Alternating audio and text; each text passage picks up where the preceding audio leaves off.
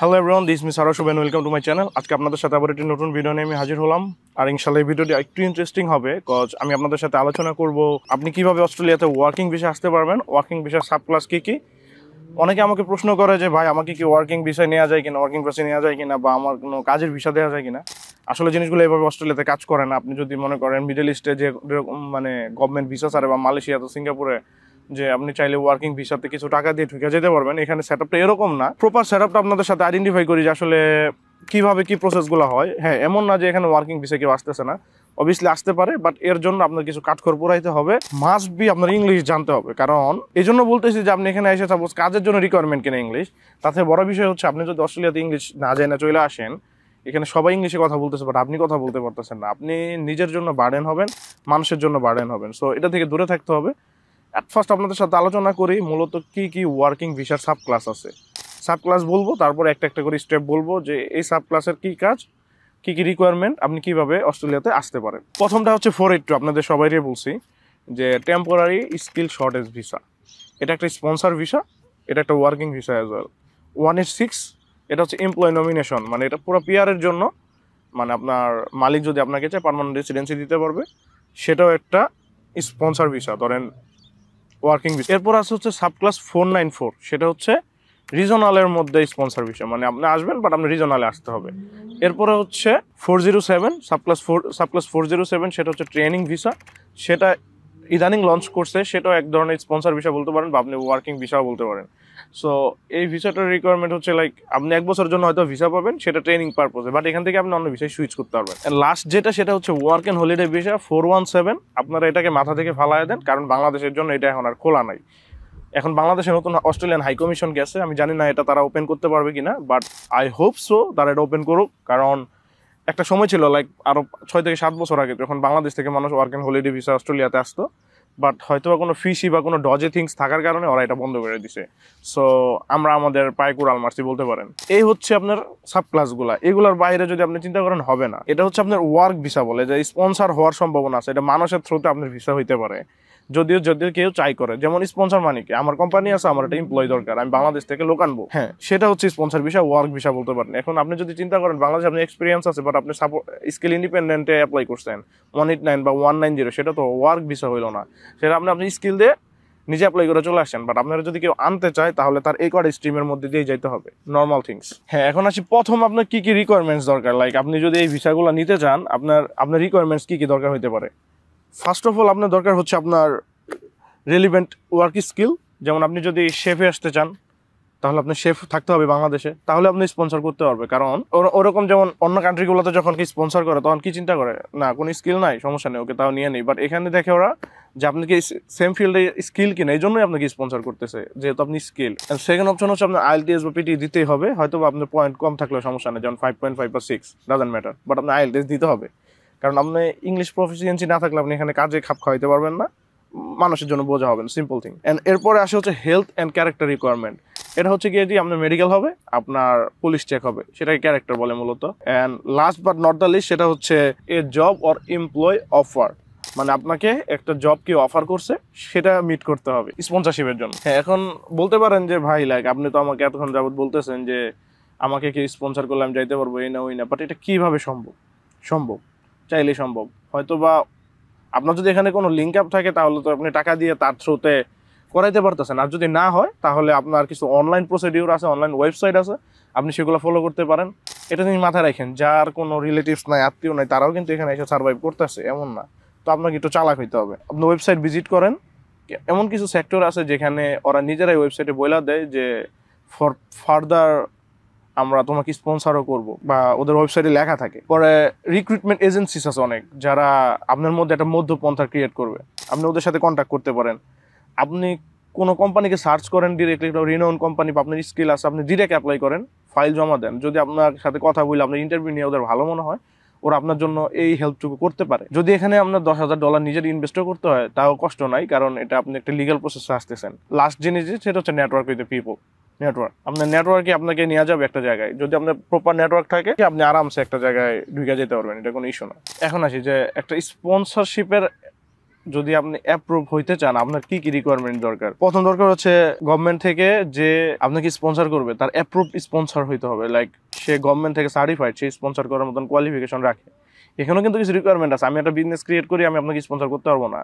আমার সেই বিজনেসটা প্রপার টার্ন ওভার থাকতে হবে, ক্রাইটেরিয়া মিট করতে হবে, তাহলে আমি স্পন্সর করতে পারবো, কারণ এটা বিগ ডিল। স্পন্সর করা মানে কি, আপনি আবার পার্মানেন্ট রেসিডেন্সিও ঢুকে যেতেছেন। সেকেন্ড অপশন যেটা হচ্ছে যে স্কিল অকুপেশন লিস্ট। আপনাকে এমন একটা জবই অফার করতে হবে যেটা স্কিল অকুপেশন লিস্টের মধ্যে আসে। গভর্নমেন্ট যেটা প্রতি বছর ওদের ফেডারেল বাজেটের সময় আপডেট করে। তার মানে আপনার জব হইলেই হবে না, সেটা স্কিল অকুপেশন লিস্টেও থাকতে হবে, তাহলে আপনি স্পন্সার্ড হইতে পারেন। পরে আর কি যে provide a valid employment contract, কারণ এখানে সবকিছু হয় কন্ট্রাক্টের থ্রুতে। আপনি যখন একটা কোম্পানিতে ঢুকবেন আপনার সাথে একটা লিখিত কন্ট্রাক্ট হবে যে লাইক ও আমার এখানে 2 বছরের জন্য কাজ করবে, ওর এই স্যালারি, ওই পরিমাণ ট্যাক্স পে করবে, সিক লিভ পাচ্ছে, অ্যানুয়াল লিভ পাচ্ছে, এগুলো সব মিলে একটা কন্ট্রাক্ট হয়। এই কন্ট্রাক্টটা এমপ্লয়ি স্পন্সরশিপের জন্য বেশি ইম্পর্টেন্ট। হ্যাঁ, এরপরে আসি যে আপনার কী কী ডকুমেন্টেশন দরকার হইতে পারে। সিম্পল জিনিস, পাসপোর্ট তো অবভিয়াসলি লাগবে। তারপর হচ্ছে এডুকেশনাল সার্টিফিকেট, এটা ম্যান্ডেটরি না বাট লাগবে। এরপরে হচ্ছে ওয়ার্ক এক্সপিরিয়েন্স, এটা হচ্ছে খুব বড় জিনিস। আপনি কোন জায়গায় কাজ করছেন বাংলাদেশে বা অন্য কোথাও, সেখানকার পে স্লিপ যে আছে সেগুলো দেখাইলে আপনার ওয়ার্ক এক্সপিরিয়েন্স হবে। যদি ওদের কাছে ডাউট মনে হয়, ওরা হয়তো রেস্টুরেন্ট বলেন বা অন্য কোথাও যেখান থেকে আপনি আসবেন সেখানে আপনার ওয়ার্ক প্লেসে ওরা কল দিয়ে জানতে চাইতে পারে যে আসলে এরকম কিছু হয়েছে কিনা। এরপর হচ্ছে skill assessment if required. Skill assessment সম্পর্কে আপনারা আমাকে জিজ্ঞাসা করছেন যে স্কিল অ্যাসেসমেন্ট কি ভাই। স্কিল অ্যাসেসমেন্ট হচ্ছে কি, আমি যে স্কিল, আমি যে শেফ, এটার প্রমাণ কি। এটা রেস্টুরেন্টে আমাকে পে স্লিপ দেখাই দিলে তো আমি শেফ না। এটার জন্য স্কিল অ্যাসেসমেন্ট করা হচ্ছে একটা অ্যাসেসমেন্ট বডি। এগুলো হচ্ছে গভর্নমেন্টই অথরাইজ, বাট বিভিন্ন প্রাইভেট কোম্পানি। যেমন বাংলাদেশে কোনো স্কিল অ্যাসেসমেন্ট অথরিটি নাই, এই জন্য আপনার যাইতে হবে ইন্ডিয়াতে। বেটাসিস নামে একটা আছে, ওরা মূলত এই যে ট্রেড কোড যেগুলো আছে, শেফ বলেন, কার্পেন্টার, হোয়াটএভার, এগুলোরে ওরা অ্যাসেস করায় থাকে। আর ইংলিশ টেস্ট রিকোয়ার্ড। যদি আপনার মনে করেন স্পন্সরশিপে আসেন, আমার মনে হয় 5.5ই চায়। সো 5.5 হইলে আপনি আরামসে চলে আসতে পারবেন। আর তারপর তো হেলথ অ্যান্ড পুলিশ চেক আমি আপনার সাথে আলোচনা করলাম। হ্যাঁ, এখন আসি যে 482, 186 বা আপনার 494 যে ভিসা, তিনটা হচ্ছে স্পন্সরশিপ ভিসা। এটাতে আপনার সময় লাগে কীরকম, যেমন ডিপেন্ডস করে। 482তে মূলত 2 থেকে 6 মাসের মধ্যেই ওরা একটা রেজাল্ট দিয়ে দেয় অ্যাপ্লাই করার পরে। 186টা 5 থেকে 10 মান্থস, কারণ এটা অনেক বড় জিনিস। 186 মানে হচ্ছে আপনাকে পার্মানেন্ট রেসিডেন্সি দিয়ে দিতেছে। আপনি আমার লাস্ট ভিডিওটা দেখলে বুঝতে পারবেন যে 186 হচ্ছে অনেক বড় একটা জিনিস। লাইক আপনার 3 বছরের এক্সপিরিয়েন্স যদি থাকে, এখান থেকে যদি কোনো কোম্পানি আপনাকে স্পন্সর করে, আপনি আরামসে পার্মানেন্ট রেসিডেন্সি হয়ে যাচ্ছেন, মানে সিটিজেনশিপ হয়ে যাইতেছে। সো এই জন্য এটা একটু লেন্দি প্রসেস, কারণ এটা অ্যাসেস অনেক দিন ধরে হয়। 494ও এরকম, লাইক 6 to 12 মান্থসের মতো টাইম নেয়, কারণ এটা রিজনালে আপনাকে আনতেছে, তো এই জন্য ওর একটা সময় নেই। বাট এখানে আপনি আবার অ্যাডভান্টেজ পান, আপনি 5 বছর মতো ভিসা পান। সো এটা একটা বড় জিনিস। সো এই তো মূলত হচ্ছে গিয়ে আপনাকে বললাম যে আপনার কি কি স্টেপ পার করতে করতে আপনি চাইলে স্পন্সরশিপ ভিসায় যাইতে পারেন। এখন আপনাদের সাথে একদম প্রথম থেকে আলোচনা করি। 482 সম্পর্কে আমি আপনাদের বলছি 2 বছরের ভিসা স্পন্সরশিপ। আপনি 2 বছর কাজ করার পর আপনি চাইলে 186 স্ট্রিমের থ্রুতে আপনি পার্মানেন্ট রেসিডেন্সিতে ঢুকতে পারবেন। 482 হচ্ছে প্রপার স্পন্সরশিপ, যেটাকে বলে যে আপনার মানুষের জন্য কাজ করতে হবে। তো এই 482তে এলিজিবল হইতে হলে আপনার আবার 1 বছরের এক্সপিরিয়েন্স দরকার ওই রেলিভেন্ট ফিল্ডে, কাজের মধ্যে। যেমন আমি এখন আজকে চাইলে 482তে যেতে পারবো না, যদি আমি যে ফিল্ডে 482তে যেতে চাচ্ছি সেটার এক্সপিরিয়েন্স আমার না থাকে। সেটা মাথায় রাখবেন। আপনাকে 2 বছরের জন্য ভিসা দিবে। আপনি অস্ট্রেলিয়াতে আসলেন, 2 বছর এই কোম্পানির আন্ডারে কাজ করলেন, আপনি এলিজিবিলিটি মেনটেন করছেন, সব ঠিক আছে। নেক্সট স্টেপ হবে আপনার 186, যেটা দিয়ে আপনি পিআর স্ট্রিমে ঢুকবেন। এরপরে আছে 186 ডিরেক্ট স্ট্রিম, যেটা হচ্ছে লাইক 3 বছর এক্সপিরিয়েন্স দেশে আছে, এরপর ইমিডিয়েটলি আপনি লাইক কেউ যদি আপনাকে স্পন্সর করে আপনি পিআর হয়ে যাবেন। এরপরে আসে হচ্ছে 494 কথা তো আমি আপনাদের সাথে আলোচনা করলামই, যে এটা হচ্ছে আপনার রিজনালের স্পন্সরশিপ। আপনি ডিরেক্ট রিজনালে আসবেন, ওখানে আপনার কিছু ডেজিগনেটেড এরিয়া আছে, সেখানে আপনার কাজ করতে হবে স্পন্সরশিপের আন্ডারে। এই হলো গিয়ে মূলত স্পন্সরশিপের ব্যাপার। এখন আসে যে আপনার ট্রেনিং ভিসার কথা একটু আগে যেটা বললাম, ট্রেনিং ভিসাটা নতুন চালু করছে গভর্নমেন্ট, কারণ এখন আমরা কিন্তু একটা সাপোজ আমার ব্যাচেলর শেষ করতেছি, এরপরে আমি চাইলে টেম্পোরারি রেসিডেন্সিতে যাইতে পারবো, 2 বছরের ভিসা দিবে আমাকে কাজ করার জন্য। এই 2 বছরের পরে কিন্তু আমি আবার চাইলে স্টুডেন্ট ভিসা আসতে পারবো না। তো এই জন্য গভর্নমেন্ট এই স্ট্রিমটাকে একটু সচল করার জন্য একটা ট্রেনিং ভিসা মানে স্ট্রিমটা মার্কেটে নামাইছে। মানে একটা এমপ্লয়ি যদি চায় আপনাকে ট্রেনিং ভিসা করাইতে পারবে, মানে ওটা ট্রেনিং দিচ্ছে আপনি, মূলত আপনি ট্রেনিং তো দেবেন না, আপনি এক্সপিরিয়েন্স গ্যাদার করবেন। তো আপনাকে 1 বছরের জন্য কোনো ওয়ার্ক সাইজের লিমিটেশন নাই, আপনি ট্রেনিং ভিসায় থাকতে পারবেন। সো এটা একটা good way to come in Australia in sponsorship actually. Like এটাতে আপনার খরচ অত বেশি হয় না, আপনি একটা কোম্পানিতে ইজিলি একটা স্পন্সরশিপ পেয়ে যেতে পারেন। কারণ ট্রেনিং ভিসা আসার পরে এমন কোনো রিকোয়ারমেন্ট নাই যে আপনি অন্য কোনো ভিসাতে ট্রানজিশন হইতে পারবেন না। আপনি আজকে ট্রেনিং ভিসা আছেন, কালকে আপনি চাইলে স্পন্সরশিপে ঢুকে যেতে পারেন, কারণ এখানে জিনিসটা অ্যাভেলেবেল আছে। আর আমি যেটা ওয়ার্ক অ্যান্ড হলিডে ভিসার কথা বলছি, যেমন এই ভিসাতে মূলত থাইল্যান্ড, মালয়েশিয়া বলেন অথবা ইউকে থেকে বা ইউরোপিয়ান কান্ট্রিগুলো থেকে মানুষজন এখানে আসে কাজ করার জন্য। বাংলাদেশের জন্য এটা নাই, সো এটা নিয়ে ঘাটাঘাটি করেন না। আপনাদের মেইন টার্গেট রাখেন 482 বা 186। If you can contact with any Australian company, ওরা আপনাকে হেল্প করতে পারে যদি আপনি প্রপার স্কিল হন। উইদাউট স্কিল বললেন না, কারণ এখানে অনেক লোক পয়রা রয়েছে কাজ করার জন্য। সো আপনাকে কেন আনতেছে, আপনি অবভিয়াসলি এক্সট্রাঅর্ডিনারি হইতে হবে। আদারওয়াইজ আরেকটা বিষয় এখানে চলে, সেটা হচ্ছে আপনার যদি কোনো রিলেটিভস থাকে বা অন্য কেউ থাকে, আপনি যদি কিছু মোটা অঙ্কের টাকা খরচ করতে পারেন। যেমন আমার একটা রেস্টুরেন্ট আছে, বাট আমার একটা লোক দরকার। এখন আমার এক ভাইয়ের সাথে পরিচয়, আমার রেস্টুরেন্ট তো অবভিয়াসলি আমি চালাইতেছি, আমার একটা খরচ আছে। তো আমি যদি একটা লোক আনি স্পন্সরশিপে, তাহলে আমাকে, ধরুন আমি একটা লোক আনতেছি, তাহলে আমার কি দরকার? অবভিয়াসলি আমার টাকা পয়সা দরকার। তো এখানে এরকমও চলে যে অনেকে টাকা নিয়ে স্পন্সর করে। যেমন অনেকে আছে বাংলাদেশ থেকে যারা একদম স্টুডেন্ট ভিসা আসতেই পারবে না, মানে অপশনই নাই, তার পড়ালেখার অবস্থা অনেক খারাপ, বা আইএলটিএস অত ভালো স্কোর উঠাইতে পারবে না। তো তাদের জন্য এটা একটা অপশন থাকে যে চাইলে আপনি স্পন্সরশিপে আসতে পারেন।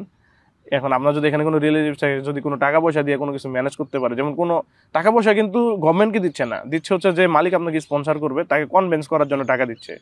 এটা টোটালি ইলিগাল, বাট আমি আপনাদের বলতেছি যে এরকম খেলাও চলে। যদি আপনারা মানে খুবই ফ্যাসিনেটেড থাকেন যে আমি অস্ট্রেলিয়াতে আসবো, আমার আর কোনো ওয়ে নাই, আপনি এটা ট্রাই করতে পারেন। যদি আপনি সঠিক মানুষের আন্ডারে পড়েন, যদি আপনার লাক ভালো থাকে, আপনার একটা প্রসেসিং টাইম থাকে 1 বছরের মতন, সো এটা অনেক বড় একটা লেন্দি প্রসেস। যেমন আমি স্টুডেন্ট বিষয়ে 20 দিন ওয়েট করে আমি ভিসা পাইছি। সাপোজ আপনি একটা অ্যাপ্লিকেশন পড়ার পর আপনি 1 বছর হোল্ডে আছেন, এরপরে যদি আপনি ভিসাটা রিফিউজ হয়, আপনার মাথাটা নষ্ট হয়ে যাবে। বাট ওয়ে নাই, আপনার কাছে তার কোনো অপশন নাই। সো আপনি যদি এটা চান, আপনি এটা ট্রাই করতে পারেন, বা এমন কমিটমেন্টে চান যে ভিসা হইলে আমি টাকা পে করবো বা সামথিং। স্পন্সরশিপ বা ওয়ার্ক ভিসা বলতে মূলত এগুলারই বোঝায়, যে এগুলারে আমরা মূলত সচরাচর স্পন্সরশিপ বলি। কিন্তু স্পন্সরে অত মানুষ আসলে ওভারসিজ থেকে আসে না অস্ট্রেলিয়া, এটা সত্যি কথা। মানে ওয়ার্ক ভিসায় অত মানুষ আসে না। যদি কেউ খুব বিপদে না পড়ে, আমি যে প্রসেসটার কথা বললাম লাস্টে, টাকা পয়সা দিয়ে, এভাবে যদি 2-1 জন আসতে পারে। বাট মেজরিটি সবাই চিন্তা করে কি, আমি মানে যারা ইনফরমেশন জানে, আমি সাপোজ ব্যাচেলর করলাম বাংলাদেশে আইটিতে, আমি এই ফিল্ডে 3 বছর কাজ করে আমি ইন্ডিপেন্ডেন্টলি এখানে কোনো কোম্পানির সাথে আলোচনা করে আমি অ্যাপ্লাই করে দিলাম। যদি আমার গভর্নমেন্ট আমার ক্রাইটেরিয়া ফলো করে, যেমন আমার আইএলটিএস, পিটি, ধরেন আমার বয়স, এগুলো সব কিছু মিলায় যদি আমাকে হয়, তাহলে তো আমাকে ডাকবেই। অফশোর থেকে অনেকে কল পায়। সো আপনি চাইলে ডিরেক্ট পিআর হয়ে এখানে আসতে পারবেন। সো এটা একটা গুড ওয়ে। স্পন্সরশিপে কিন্তু আবার প্যারাও আছে, আপনার অনেক কাজ করতে হবে। স্পন্সরশিপ মানে কি, আপনি একটা এমপ্লয়ের আন্ডারে 2 বছর কাজ করতেছেন, এই এমপ্লয় চাইলে আপনার সাথে যে কোনো কিছু করতে পারে। ইভেন তো আপনি যদি জবও ছেড়ে দেন, আপনার 2 থেকে 3 মাসের মধ্যে আবার আরেকটা নতুন স্পন্সরশিপে ঢুকতে হবে, আদারওয়াইজ আপনি এখানে ইলিগাল হয়ে যাবেন। সো এই জিনিসগুলো মাথায় রাখবেন। ইনশাল্লাহ নেক্সট কোনো ভিডিওতে দেখা হবে। টিল দেন সবাই ভালো থাকেন, আমার জন্য দোয়া করবেন। আর আজকের ভিডিও এই পর্যন্তই। সবাইকে ঈদ মোবারক। আসসালামু আলাইকুম।